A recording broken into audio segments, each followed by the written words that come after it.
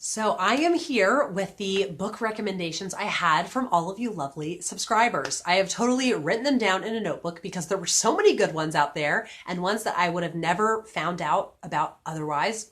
So I think throughout the year, hopefully when I get to reading some of these, I'll do videos and I'll put like subscriber recommended book review, something like that. So you can see I read a book that you recommended to me. And the first was recommended by Christy from the Tiny Chronicles, and she recommended The Land of Green Ginger by Winifred Holtby.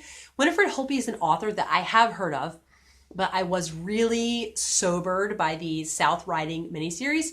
So I've kind of been scared to pick up other Winifred Holtby. And this specific book, The Land of Green Ginger, looks like it could go either way. Joanna Burton was born in South Africa, but then she was sent to be raised in Yorkshire. And then it seems like there's some really sad things that happen to her. So it seems like this book could go either way. So if it kind of has that undertone of hope, if it doesn't end on a total like bleak and humanity is trash type of note, then I think I could really love it. So if it has some little glimmer of hope in it, I could really like this. So it seems kind of a wild card, but I'm definitely willing to try it. Emma from A Bookish Princess recommends Old Herbaceous, a novel of the garden by Reginald Arknell. I've wanted to read this, Emma, ever since you recommended it a few years ago on your channel, and it just sounds great. It says PG Woodhouse fans would love it. There's a lot of gardening wisdom, but it's very witty, tongue-in-cheek humor, and seems like something I could really enjoy. Then this is a really interesting one. It's called The Mother of the Brontes, When Maria Met Patrick by Sharon, Wright. And so it's a biography all about Maria Bronte. And I think that sounds fascinating. You really don't hear a lot about her except that she died when she was young, which is really sad. And so I'd love to know more about her. I love the idea of reading a biopic of her. Or a biography. Isn't a biopic the movie? Anyhow. Then Angie from Literary Labors recommended one that I was like, yes, I will read this right away. It's called Astrid and Veronika by Linda Olsson. Veronika is a writer whose boyfriend just drowned in New Zealand. She rents a house in a small Swedish village next door to the recluse Astrid, who is 81. They share walks, meals, wine, and dangerous memories. These women like bonding together over a tragedy that she had, and it's in a small Swedish village. Yes, I want to read that. Yes, I will. Someone asked if I had read Gothic Tales by Elizabeth Gaskell. I've read some of them. So I've read, or I think I've just read one, The Old Nurse's Story. So I have the rest to read. And so I definitely want to read everything by Elizabeth Gaskell at some point. Megan Hannett asked if I have read The Blue Castle by Ellen Montgomery. And Megan, you know my taste very well. I loved The Blue Castle. I gave it 5 stars. I definitely want to reread it. And yes, love The Blue Castle. And then Emma, A Bookish Princess, asked about The Flame Trees of Thika by Elspeth Huxley. I had initiated a buddy read of The Flame Trees of Thika with Emma, and then got really put off by just the first couple of chapters. But that was like the reading mood I was in August. And Emma ended up loving it. And so she's really convinced me that it's a great book and she thinks I would love it if I try it again. So I want to try it again. Then someone asked if I had read The Vicar of Wakefield by Oliver Goldsmith. I have read The Vicar of Wakefield. Unfortunately, I did not love it because of the characterization. It's late. It was published in 1766. And so the characterization in novels that are that old isn't always as strong. And so I felt like I didn't get to know the characters that well. But it was an interesting story. And it's very iconic. It's talked about in Little Women. It's talked about in Emma by Jane Austen. Yeah, it's just in a lot of things. Okay, then The Hound of the Baskervilles, a Sherlock Holmes novel written by Arthur Conan Doyle. And this is one that I have read. I like Sherlock Holmes as much as I can like more plot-driven mysteries. So I did enjoy this. It's very pacey and it's fun. So not one of my favorite mysteries, but I did enjoy it. This one sounds fabulous. I can't remember who recommended this one, but The Old Wives' Tale by Arnold Bennett.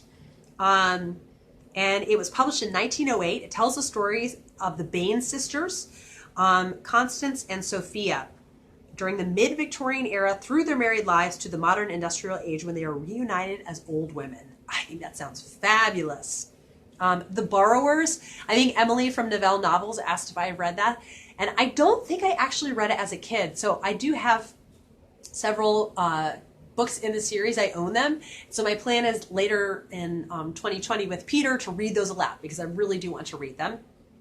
Then I have Precious Bane by Mary Webb. This sounds so good. Set in Shropshire in the 1800s. It is alive with the many moods of nature, benevolent and violent, and the people making lives there. Prue Sarn is a heroine born with a facial disfiguration, which the fates have dictated will deny her love. She has strength beyond her handicap, and this woman, suspected of witchcraft by her fellow townspeople, rises above them all through an all-encompassing sweetness of spirit. So that just sounds so compelling. G.K. Chesterton loved it. Yes, I want to read it. Then Christine, who has been a long-time subscriber. She is on Instagram as Whimsical Moon Mother. You should follow her. She's lovely. And she asked if I had read Orley Farm by Anthony Trollope. I have not read Orley Farm, and I will definitely have it on my short list now. And then The Lilies of the Field by William Edmund Barrett. I immediately was like, yes, I want to read this. It's a modern classic, the enchanting story of two unlikely friends. A black ex-GI and the head of a group of German nuns, the Lilies of the Field, tells the story of their impossible dream to build a chapel in the desert. People like rising above the circumstances that they're in and bonding together. Yes, I want to read it. This sounds fabulous. Someone recommended The Mitfords, Letters Between Six Sisters. And it's just all about the Mitford sisters, the famous Mitford sisters. And I would love to know more about them. They are such an interesting family. Unity is a little controversial because she liked Hitler a lot. They were good friends. And then Alan Morton recommends The Last Cavalier by Alexandre Dumas. I would love to read some more French literature, so I will definitely take this recommendation. My friend Bethany, who's one of the hosts on Talking Amongst Our Shelves, asked if I have read Tisha, which this sounds so good. Anne Hobbs is a prim and proper 19-year-old school teacher who yearns for adventure. And so she moves to a town with the name of Chicken, and it is located deep in the Alaskan interior. Oh, I think that sounds so good. And it's 1927 is when it's set. So yes, I wanted to read that one. Bethany also suggested me reading My Grandmother Asked You to Tell Me She's Sorry. Asked me to tell you she's sorry by Frederick Bachman. Bethany has really made Frederick Bachman sound like an author I should investigate. So that is on my list now. Someone asked if I had read Nio Marsh's Roderick Allen series, and I have read Enter a Murderer, which is the second in the series. And unfortunately, it was kind of the things I don't like about Golden Age crime were in this one. So let me know if it just so happens that Enter a Murderer is like the least strong in the series. Maybe trying another one, I would like it. But I do know Golden Age crime, it's harder for me to like. And at the time that this was put up, my other friend who hosts Talking Amongst Our Shelves with me, Becky, she asked if I had read Silas Marner. And then lo and behold, I was hosting the read-along. So there you go.